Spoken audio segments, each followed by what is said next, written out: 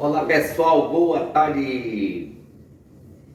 Hoje eu quero trazer um vídeo para vocês sobre a história do Brasil. Vamos falar do Brasil República.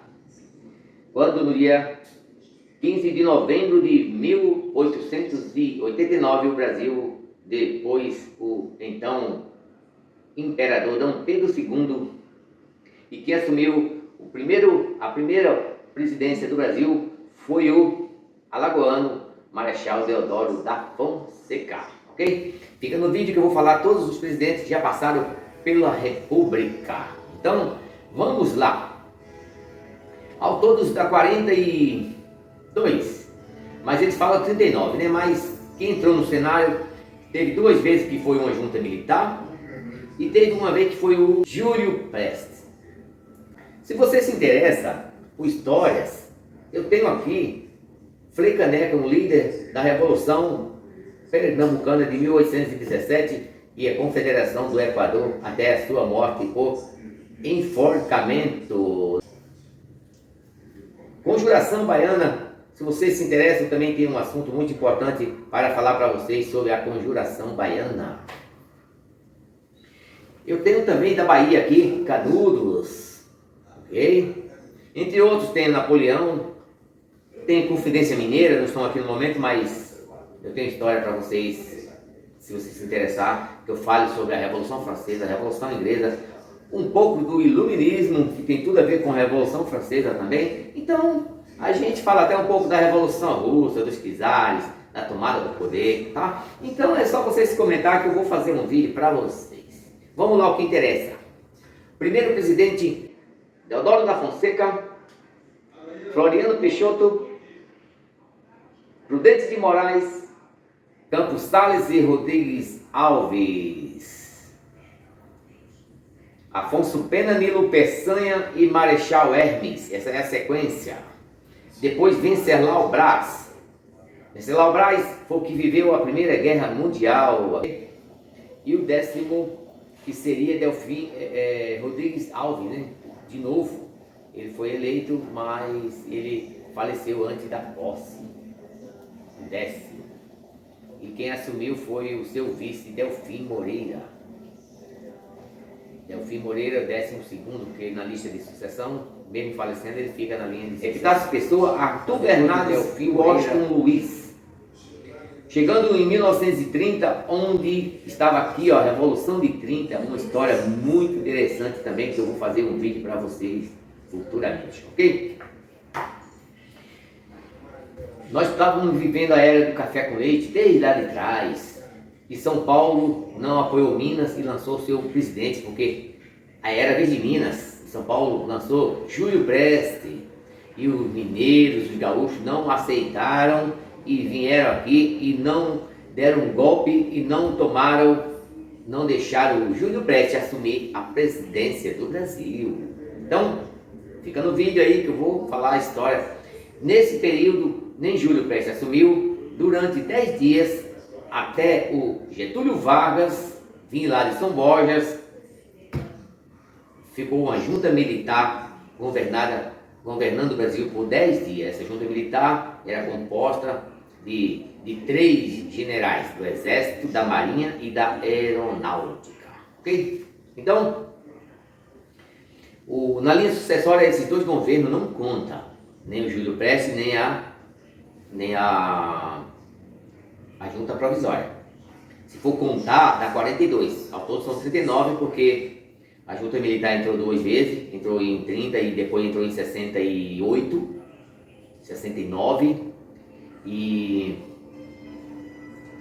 o Júlio Prestes que não assumiu, tá? Então, se for contar, na linha dá 42, mas sucessão 39. Aí, então, em 1930, com toda a crise, foi encerrado a Primeira República, que durou de 89 até 1930, ok? E Vargas assumiu, criando a Segunda República. E em 36, só um primeiro mandato do Vargas, o Vargas já deu golpe nele mesmo. Encerrou a Segunda República e criou o Estado Novo e continuou no mandato, o Vargas. Então, foi assim criado o Estado Novo. E Vargas já estava lá bem na frente já do seu mandato. Com a pressão, né? Com a pressão da Segunda Guerra, o Vargas foi pressionado pela oposição também, e o Vargas também foi extinto o Estado Novo, foi extinto, e quem assumiu a presidência foi o José Linhares. José Linhares, o mandato deu na sequência no governo do Vargas, José Linhares. Quem foi eleito depois de José Linhares, Eurico Gaspar Dutra. O Eurico Gaspar Dutra tirou o seu mandato todo, e depois do seu mandato, quem novamente assumiu, dessa vez legal, foi o Getúlio Vargas de novo. Então, isso é uma prova que ele não foi tão mal assim, né? Que ele foi eleito por voto direto. E a pressão continuou em cima do Vargas. Neste mandato, Vargas veio a se suicidar. Então, o Vargas cometendo suicídio, quem assumiu foi Café Filho, o vice. Café Filho teve problema de saúde, quem assumiu foi o Carlos Luz. Carlos Luz ficou por 94 dias, e quem deu sequência no mandato que seria do Vargas foi o Nereu Ramos. Depois do Nereu Ramos, quem assumiu foi Juscelino Kubitschek, por voto direto. Em seguida, também por voto direto, Jânio Quadros. Jânio Quadros renunciou ao cargo, e quem assumiu foi João Goulart. João Goulart estava na China com a renúncia de Jânio Quadros. Até ele voltar, quem assumiu por 13 dias foi o paulista Ranieri Mazzilli. Então, João Goulart assumiu até 64, quando, no dia 1º de abril de 64, houve o golpe militar e tomaram o poder, e depois o presidente João Goulart. Então, o povo, os militares não estavam felizes com o João Goulart, porque com a renúncia do Jânio Quadros, ele estava na China comunista, a negócios, e o pessoal não estava vendo essa viagem com bons olhos, e ficaram de olho nele até que deram um golpe nele e tomaram o poder. O povo da época não acreditou, pois foi dia 1º de abril, dia da mentira, a rádio falava, mas o pessoal não acreditava, né? Mas foi verdade. Então, o Ranieri Mazzilli assumiu por 13 dias, até os militares escolher quem seria o presidente, e quem foi eleito por voto indireto foi o Humberto de Alencar Castelo Branco, o primeiro militar, seguido de Arthur da Costa e Silva, que teve problema de saúde. O vice-presidente civil era, eu acredito que ele era advogado, era Pedro Aleixo, mas ele não assumiu, mas ele conta na sucessão, está lá contando na sucessão, 25º, 20º, por aí. Então, como Pedro Aleixo não assumiu, quem assumiu foi a junta militar por 60 dias, até os militares novamente escolher outro presidente militar.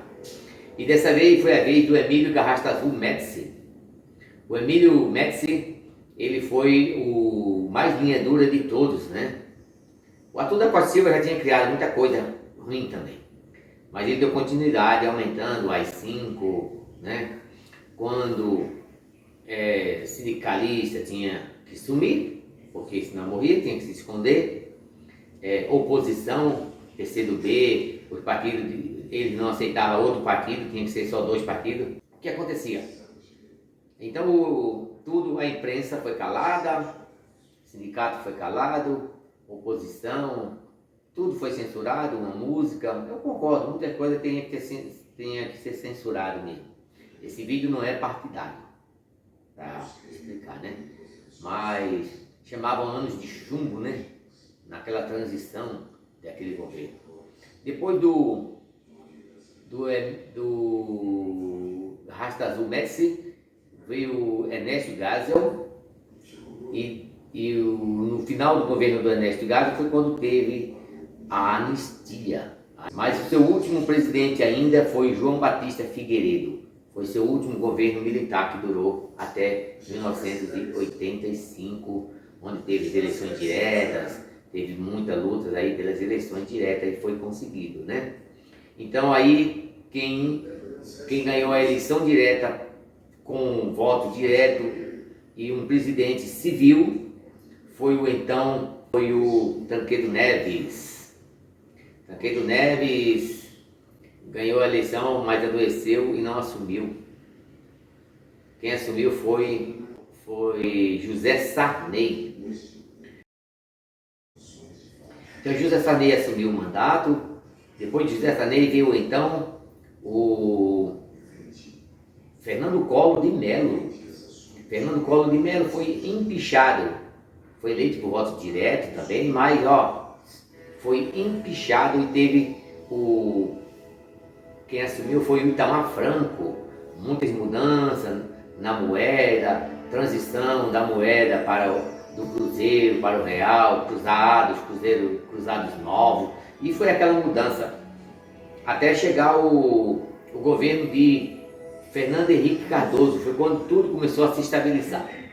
Até hoje, no meu ponto de vista, que eu falei, não é partidário o vídeo, mas o Brasil, não adianta falar de de outro, de aqueles, não.